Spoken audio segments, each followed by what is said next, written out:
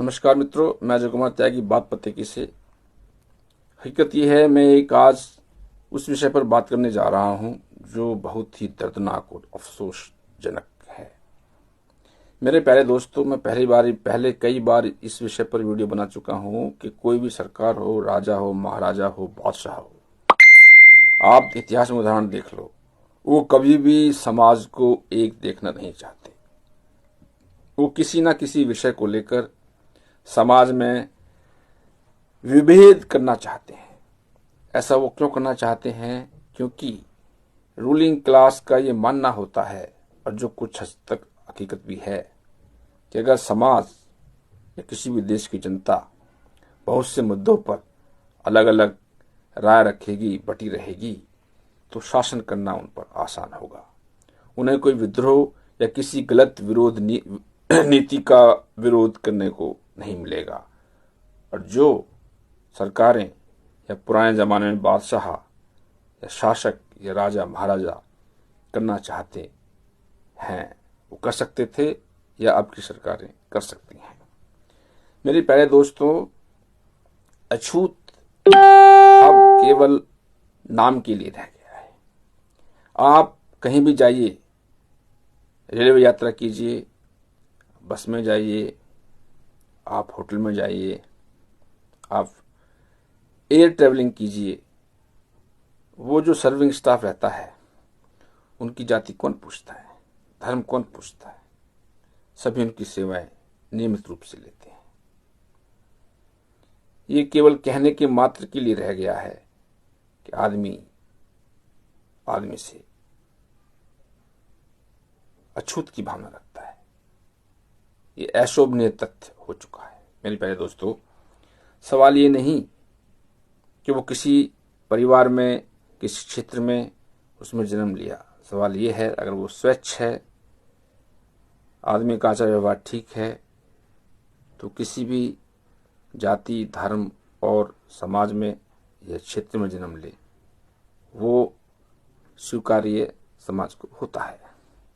मगर अफसोस इस बात का है, जो आरक्षण दलितों के शोषण को रोकने के लिए या दलितों के उत्थान के लिए शुरू किया गया था, या फिर जो दलित के पक्ष में जो कानून बनाए गए थे, उन कानूनों का उद्देश्य ये लेकर किया था कि उनके साथ कोई दुर्भावना ना रहे, भेदभाव ना रहे, उनको एक नीचे स्तर से ऊपर स्तर पर लाने की कोशिश की गई थी।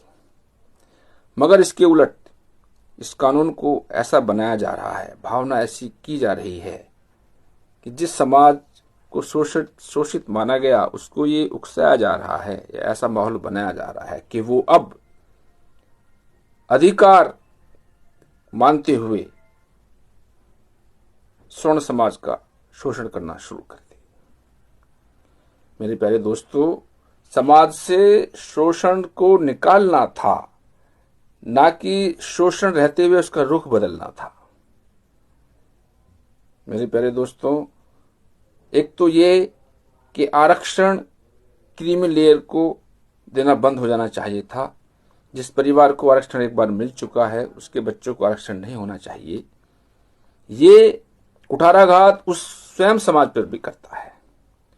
मगर उनमें सुधार न करते हुए, रिफॉर्म न करते हुए, सरकारें अपने वोट बैंक को या अपने नाम के लिए, या कुछ लीडर्स अपने नाम कमाने के लिए, कि ओबीसी के लिए, एससी के लिए मैंने ये किया, वो किया, ऐसी धारणा रखते हुए ऐसे कानूनों को या ऐसे रूल्स, रेगुलेशंस, कॉन्स्टिट्यूशंस में ला रहे हैं जो बेहद दुर्भाग्यपूर्ण है। मेरे प्यारे दोस्तों, जितने भी एजुकेशनल इंस्टीट्यूशंस हैं, शैक्षणिक संस्थाएं हैं, वहां ये बेसिक सिखाया जाता है कि आदमी में कोई भेद नहीं है, और झूठे इल्जाम लगाना भी एक अपराध है।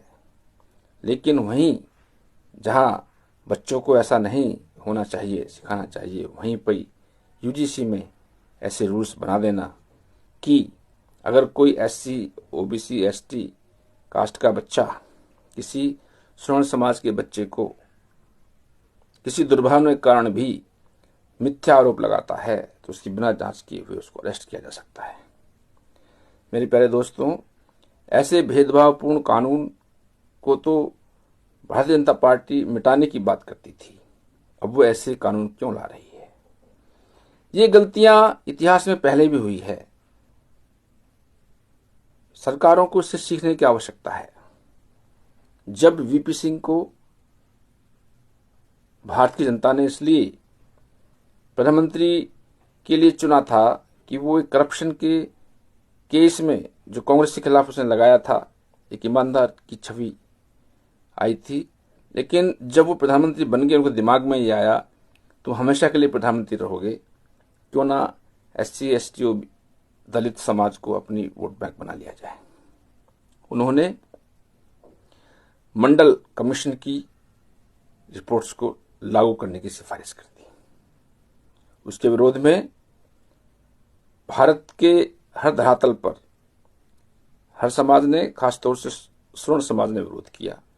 बहुत से बच्चियों ने अपनी जान दी, आहुति दी, खुद को जलाया, सेल्फ इमोलेशन किया। परिणति क्या हुई? कितने दिन रहे वो? उसके बाद उनका नाम राजनीति से खत्म हो गया। मेरे ख्याल से अगर इस तरह की भेदभावपूर्ण कानून जारी रहे और भारतीय जनता पार्टी ये सोचती रही कि स्वर्ण समाज तो अपने साथ आ ही चुका है, इसको कोई ऑप्शन भी नहीं है, तो क्यों ना OBC और ST SC जो संख्या में ज्यादा हो जाते हैं उनको अपना परमानेंट वोट बैंक बना लिया जाए, तो ये बहुत भारी भूल साबित होगी। मेरे प्यारे दोस्तों, स्वर्ण समाज को क्या नुकसान होगा, क्या फायदा होगा, क्या होगा ये मालूम नहीं, लेकिन इतनी बात अवश्य है कि बीजेपी का नामो निशान धीरे धीरे धीरे खत्म हो चुका होगा। हिंदू राष्ट्र के सपने दिखाने वाले और बहुत न जाने क्या कहने वाले, विश्वगुरु बनाने वाले इस कीचड़ दलदल में ही फंसकर दम तोड़ देंगे। मेरे प्यारे दोस्तों, रक्षा करने का मतलब ये नहीं तुम्हें किसी को शोषित करने का, मारने का अधिकार है। चाहे वो कानून दहेज के लिए बने हो, चाहे वो कानून जातिगत अपराध रोकने के लिए बने हो, सभी का दुरुपयोग बहुत बड़ी सीमा में हुआ है। हमारे कानून जहां एक तरफ जेंडर न्यूट्रल और रिलीजियस न्यूट्रल और कास्ट न्यूट्रल्स और क्रीड और रीजनल न्यूट्रल होने चाहिए, उसके उलट हमारी सरकारें, हमारे इदारे ऐसे ऐसे रूल्स, रेगुलेशंस एंड लॉज ला रहे हैं जिनमें विभक्तिकरण की भावना बढ़ती जा रही है। समाज को टुकड़ों टुकड़ों में बांट देना, घर के परिवार को बांट देना, और ये बात मैं केवल राष्ट्रीय स्तर पर नहीं कह रहा, गांव के स्तर पर भी बीजेपी के छोटे छोटे या जो लीडर्स हैं, छोटे छोटे लीडर्स नहीं कह सकते हैं, गली के छोटे छोटे गुंडे हैं, वो भी यही काम कर रहे हैं। सगे भाइयों में एक की तरफ हो जाएंगे, दूसरी तरफ मुकदमा लिखवाएंगे। वो सगे बाप की औलादों को भी बांटना, दुश्मन बनाना चाहते हैं। मैंने बहुत बार पहले कहा था, प्रधानी का लक्षण जो है, गवर्नमेंट ने शीशा दिखाया है कि ये विकेंद्रीकरण का एक धुरी है, विकेंद्रीकरण के लिए जरूरी है, गांव के धरातल तक सरकार पहुंचे, ये जरूरी है, उनके द्वारा डिसीजन ली जाए। लेकिन हकीकत क्या है, इसके पीछे सरकारों का जो माइंड सेट है वो ये है कि प्रधान इलेक्शन के द्वारा नीचे तक बंटवारा आदमी का आदमी से हो जाए। तो सरकार को कोई भी पॉलिसी लाना, कुछ भी पास करना बहुत आसान रहता है। लोग समझ नहीं रहे हैं।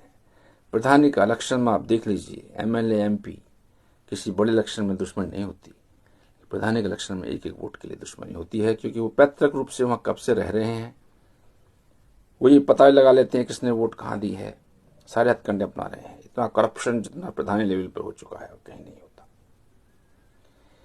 ये ऐसी चीजों को, और इसमें नेगेटिव पॉइंट ये है कि हमारे जो लोग हैं नीचे के, उनमें इतनी सोचने की क्षमता, वो नहीं समझते हैं। अपने छोटे छोटे कुछ उद्देश्यों के लिए वो इन कामों में लग जाते हैं, जिसमें अब होता क्या है, सरकार को उससे कोई नुकसान नहीं है।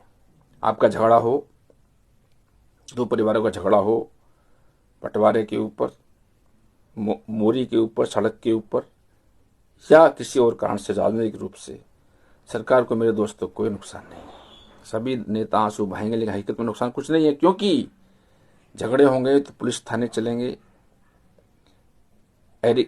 अपने कोर्ट्स चलेंगे, वकीलों की फीस निकलेगी, प्रिंटिंग, जीरोक्स सब चलेंगे, लोग तारीख पर जाएंगे तो होटल चलेंगे, ट्रैवलिंग चलेगा, ये सब चीज़ें चलती रहेंगी। तो सरकार कहेगी दे रखा है, रोजगार मिल रहा है। फिर उसके ऊपर बदमाशी चलेगी, दुश्मनी होगी तो उसके वहाँ चोरी कराओ, चोर का काम चलेगा। किसी से किसी का मर्डर कराना है तो जो पेड मर्डरर हैं उनका धंधा भी चल उठेगा। दुश्मनी बढ़ेगी तो किडनैपिंग करानी पड़ेगी, तो किडनैपर्स का धंधा चमकेगा। फिर police department, court system, justice system, सभी कुछ सीज में आ जाएंगे, सबके धंधे चलेंगे, सब जगह पैसा लगेगा। किसान आदमी, गांव में रहने वाला मजदूर आदमी कमा कमा के इस पैसे को इनको बांटेगा। सरकार चैन से सोएगी। मेरे प्यारे मित्रों, ये कानून का विरोध जितना हो उतना कम है।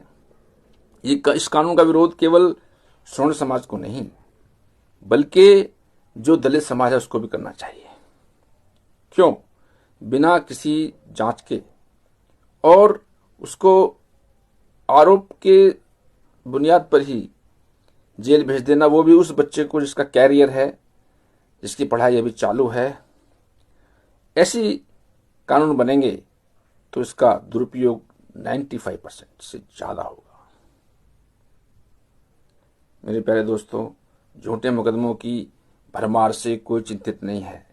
ये हमारी समझ ही होनी चाहिए। झूठे मुकदमों से सबका सुप्रीम कोर्ट तक की फीस निकलती है। आप जो कमाएंगे, आपका पैसा इनमें बर्बाद होगा। इसलिए सरकार इस बारे में कुछ नहीं सोचती। कहते हैं कि आपके कल्याण के लिए योजना बन रही है, हकीकत में क्या होता है, वो इकोनॉमी सर्कुलेशन की योजना बनती है। ये बात व्हीकल्स के बारे में है। किसी का व्हीकल 15 साल से लिया हुआ है, उसने मेंटेन किया हुआ है, 20,000 किलोमीटर भी नहीं चला है, बूढ़े लोग हैं, अपने सहायता के लिए रखा है, तो 15 साल के बाद कोई व्हीकल नहीं रहेगा, उसकी मान्यता खत्म हो जाएगी। क्यों? Subject to serviceability and condition of the vehicle होना चाहिए। ऐसे बहुत से कानून हैं। पुराने देशों में एंसेंट धरोहर को कैसे बचाएंगे जब पुरानी चीजों को चलने ही नहीं देंगे। यही काम पशु शक्ति के लिए भी है। आप बैलों को रेस नहीं, बैल तो काम नहीं आता, आजकल मैकेनाइजेशन हो गया है, अफोर्डेबल नहीं है किसान के लिए, छोटी जमीनें हो गई हैं, तो बैल कटेगा नहीं तो क्या होगा। उधर बोलेंगे बैल मत काटो, उधर बैल की रैली पर बैन है, बैलगाड़ी की दौड़ पर बैन है। बैल से संबंधित कोई और भी बहुत से खेल होते होंगे, पहले होते थे, उन पर सब पे बैन है, तो पालेगा कौन।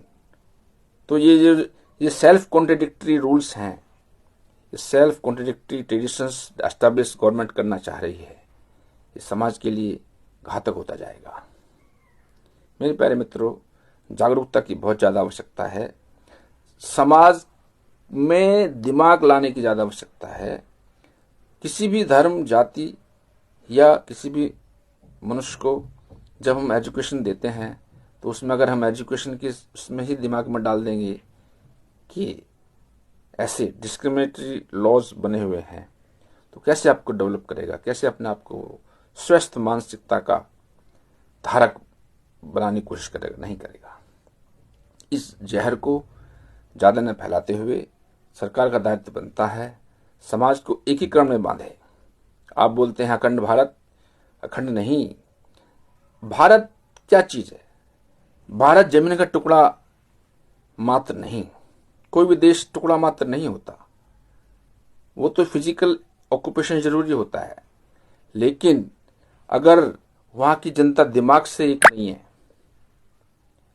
तो फिर उस देश को तोड़ने में, समाज को तोड़ने में चंद सेकंड लगते हैं। आपने बांग्लादेश देखा होगा, श्रीलंका में देखा होगा, वेनेजुला में देखा होगा। वेनेजुला में इतना ज़्यादा नहीं हो सकता था, अमेरिका की हिम्मत नहीं होती थी, लेकिन हम वहाँ पे जनता ही शासक के साथ नहीं थी, क्योंकि वो एसआरएम में लगे रहे। और वेनेजुला का इतना प्राकृतिक संसाधनों से परिपूर्ण था, फिर भी वो देश पिछड़ेपन में रहा। कारण क्या हुआ? दूसरे देश ने कमजोरी होने पर दूसरे कब्जा कर लेंगे। हिंदुस्तान में अगर ये जारी रहा, बांग्लादेश में आप क्या कर पाए? कुछ नहीं कर पाए। श्रीलंका में क्या कर पाए? आपका इन्फ्लुएंस जीरो है। आप जहां रहते हैं चारों तरफ आपके दुश्मन हैं। अंदर आप दुश्मनी बढ़ा रहे हैं, दुश्मनी पाट नहीं रहे हैं। हर ग्रुप में आप झगड़ा कराने की कोशिश करते हैं, समाज को बांट रहे हैं। आप किसी एक का मसीहा होने की इच्छा रखते हैं।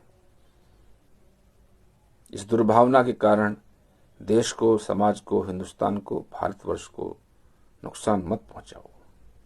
आप एक मनुष्य मात्र हैं, लेकिन उसको आप ऐसा करके जाएं कि वो देश देश ना रहे।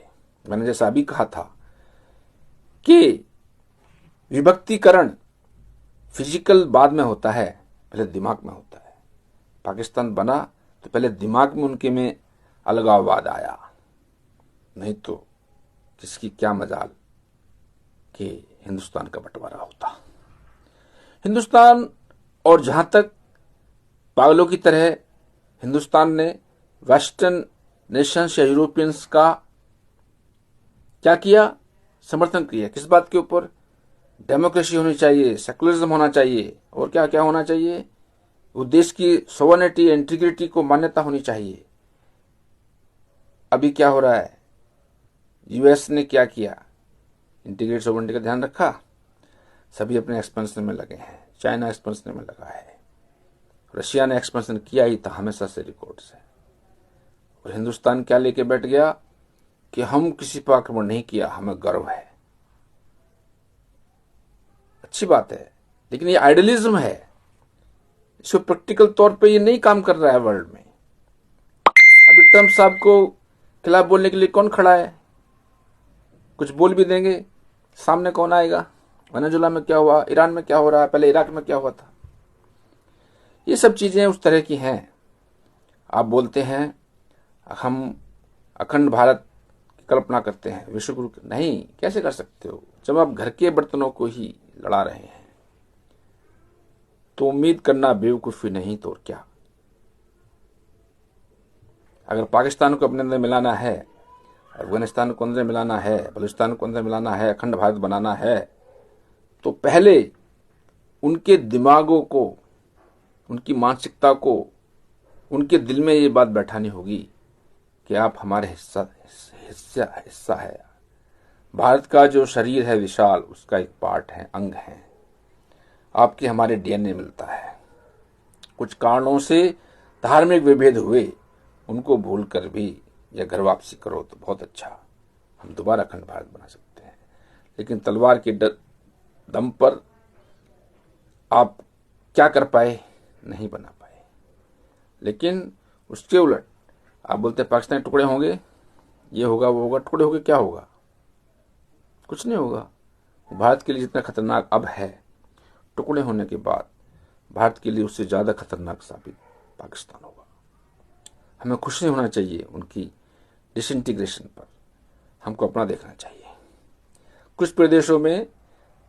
और दूसरी तरफ हमारे जो भारतीय जनता पार्टी है, वो वोट लेती है हिंदुत्व के ऊपर, भारतीय संस्कृति के ऊपर, अखंड भारत के ऊपर। कानून सारे बनाती है भारत की अस्मिता के खिलाफ।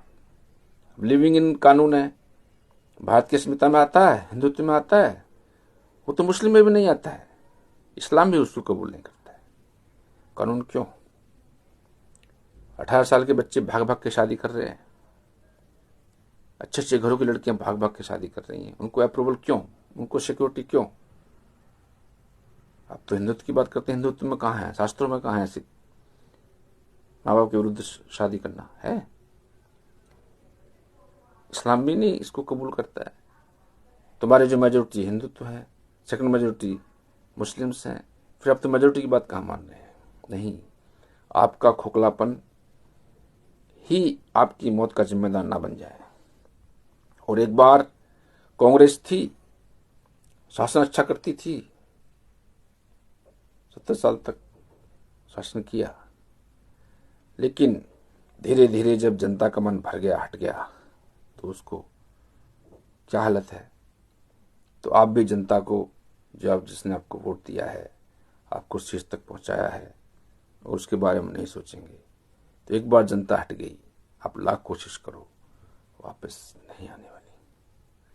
इसलिए डिस्क्रिमिनेटरी लॉज को पीछे रखो, जो कानून, जो विधि विधान, जो रूल्स रेगुलेशंस सबको एक साथ लेके चलने वाले हैं, उनको आगे लाओ।